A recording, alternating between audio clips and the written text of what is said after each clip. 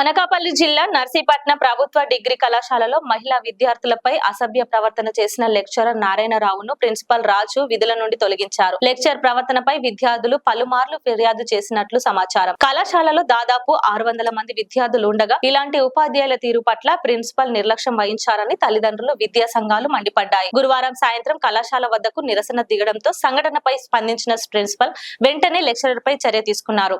ప్రస్తుతం ఈ వ్యవహారం విద్యా వర్గాల్లో పెద్ద చర్చనీయాంశంగా మారింది.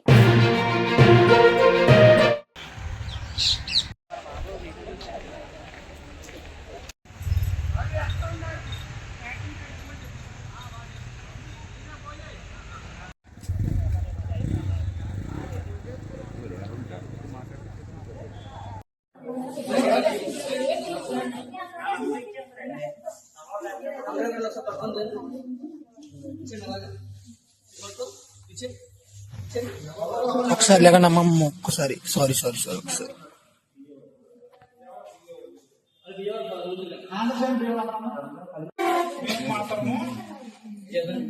ఎవరిని కూడా ఎలాంటి విషయాల్లో స్పేర్ చేయండి.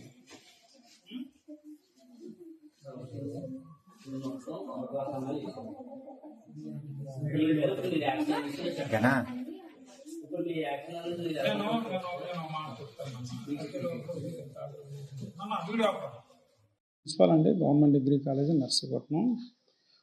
ఈరోజు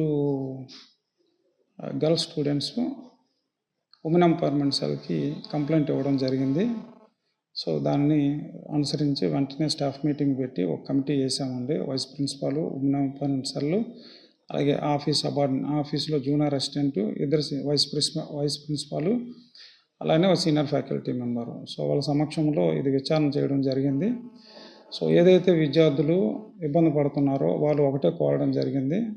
సదరు guest faculty lecturer economics resign చేయాలని వాళ్ళు అడగటం జరిగింది.